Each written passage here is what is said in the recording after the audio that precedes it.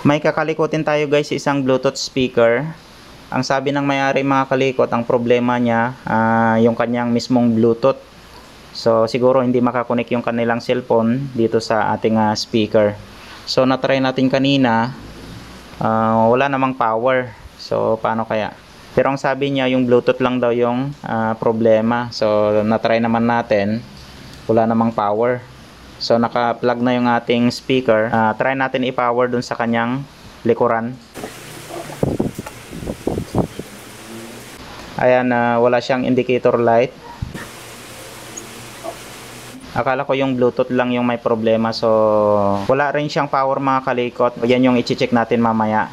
So medyo lakasan na lang natin yung boses natin kasi umuulan sa labas. Bago natin simulan guys, maraming salamat sa panonood ng mga video natin mga kalikot. Kapag bago lang po kayo sa aking channel, huwag niyo pong kalimutang i-subscribe ang ating YouTube channel at pa-click na rin ang ating notification bell para lagi kayong updated sa mga bagong video natin mga kalikot. At saka huwag niyo rin pong kalimutang i-follow ang ating Facebook page. So tara guys, kalikotin na natin siya. Tara!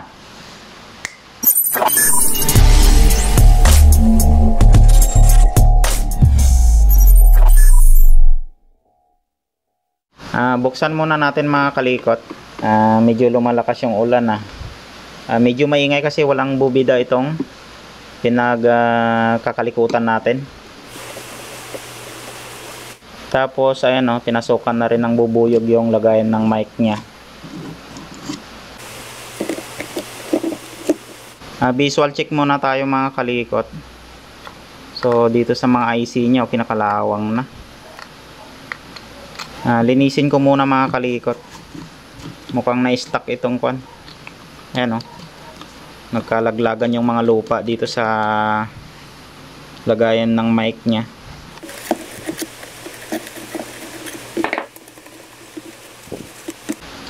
Check rin natin kung may loose connection siya. Ayan, maraming lumalabas na lupa. Ayan pala puno na ng lupa dun sa loob. So ito pala mga kalikot, may sarili siyang transformer pero nasa likod niya. May i-check natin.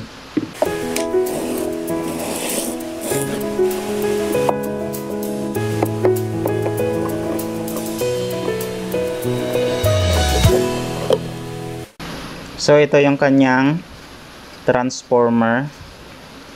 Ano ba to? Line in pala to. So wala siyang power. Check muna natin itong fuse nya mga kalikot. Tapos testerin rin natin itong switch nya. Baka sira na rin kaya ayaw mag power. Yan, testerin natin mamaya. I-buzzer na lang natin para mas mabilis. Ayan. So buo yung kanyang fuse. Check natin yung kanyang switch.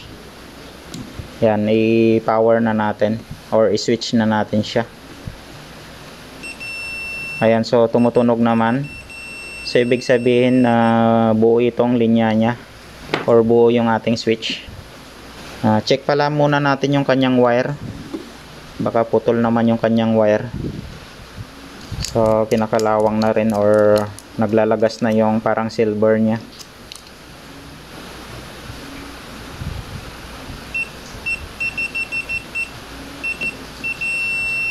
Ayan, so okay naman.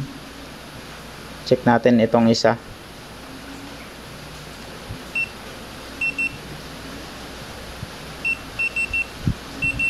Ayan, so okay naman yung dalawang line. So okay yung kanyang power cord. Balik ulit natin yung kanyang fuse. So doon na tayo mag titrace sa kanyang mainboard.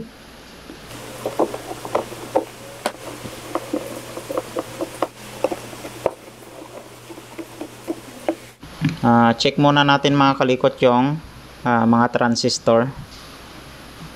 Baka may shorted na.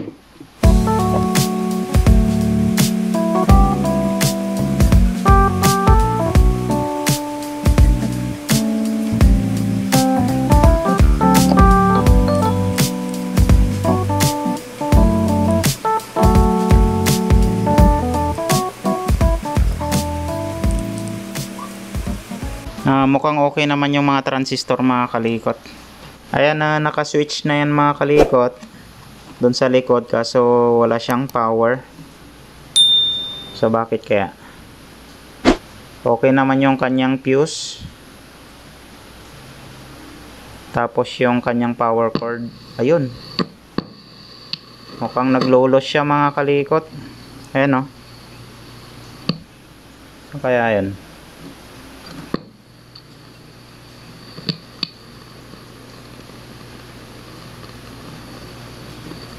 Ayan na, naglulos siya mga kalikot dito sa kanyang socket. Ayan. So, hinangin muna natin siguro yung mga kwan niya. Lost connection. Ayan o. So, dito siya nagkakaroon ng lost connection sa supply niya mismo. So, may power pala mga kalikot, naglulos lang. Update tayo mga kalikot dito sa ating Bluetooth speaker. Negative mga kalikot, hindi natin naayos yung kanyang dating mainboard mga kalikot. Kaya ang ginawa na lang natin mga kalikot, nag-order na lang tayo sa online ng buong amplifier module. Yan yung hawak natin na yan. Kaya pala naglulos yung dating mainboard niya mga kalikot, kinalawang pala yung dalawang IC niya, yung nasa picture na yan. Kaya pala naglulos mga kalikot kasi putol na yung dalawang paa ng IC natin, tapos umiinit na siya hanggang sa bumitaw na yung IC natin mga kalikot, tapos naging no power na siya. Hanggang sa napagpasyahan na nga namin ng may-ari na bilhan na lang ng bagong amplifier module para hindi na kami maabala. Ang kagandahan kasi nito mga kalikot, isasalpak na lang natin siya at saka wawiringan. Okay, wawiringan na natin siya mga kalikot. Ang kagandahan lang dito sa kinuha natin mga kalikot na amplifier module, separate yung kanyang woofer at saka yung kanyang tweeter. So yung sa kanan natin, yan yung salpakan ng kanyang tweeter, tapos yung sa kaliwa natin na yan, yung tinuro natin, yan yung salpakan ng woofer niya mga kalikot. Katulad ng nasa picture mga kalikot, yan yung pinaka-diagram niya. Naglagay tayo ng dalawang wire mga kalikot papunta dyan sa terminal mismo ng saksakan ng ating amplifier module. Tapos tatakpan din natin yung butas ng kanyang saksakan mga kalikot, baka makurinti yung may-ari. Kasi gagamitin natin yung dating power cord niya. Ayan. Tapos yung switch niya doon sa likod, gagamitin rin natin. Nalagay na natin mga kalikot yung mga wire ng speaker. So sa bandang kanan natin, yan yung base niya.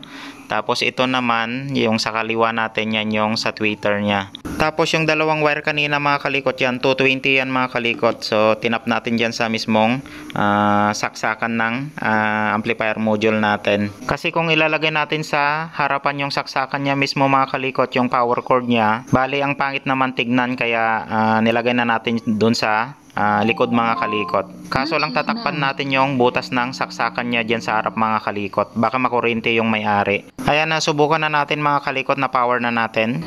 Ayan, nilagyan na natin siya ng music mga kalikot. So try natin kung magawa natin ng paraan yung dalawang butas na yan. Kukuha na lang tayo ng piraso dyan sa dati niyang cover or yung kanyang panel cover. So okay na siya mga kalikot. Tumutunog na yung ating Bluetooth speaker. Huwag nyo lang kalimutan mga kalikot na takpan yung butas ng kanyang saksakan dyan sa harap, kasi may supply yan mga kalikot, baka matusok ng mga bata, so makukuryente sila. Kagaya nga ng ginawa natin kasi, ginamit natin yung dating power cord niya dun sa likod, tapos yung switch, kaya hindi na natin dinaan dyan sa harap yung kanyang power cord kasi ang pangit tignan. Okay, sana kung nasa likod yung amplifier module mga kalikot, okay lang na gamitin yung saksakan na yan kasi magandang tignan kasi nasa likod siya. Okay, so hanggang dito na lang mga kalikot yung video natin. Maraming salamat sa panonood ng mga video natin. Kapag bago lang po kayo sa akin channel, huwag nyo pong kalimutang i-subscribe ang ating YouTube channel at paklik na rin ng ating notification bell para lagi kayong updated sa mga bagong video natin. At saka huwag nyo rin pong kalimutang i-follow ang ating Facebook page. So maraming salamat, ingat kayong lahat, and God bless sa ating lahat mga kalikot. Bye bye.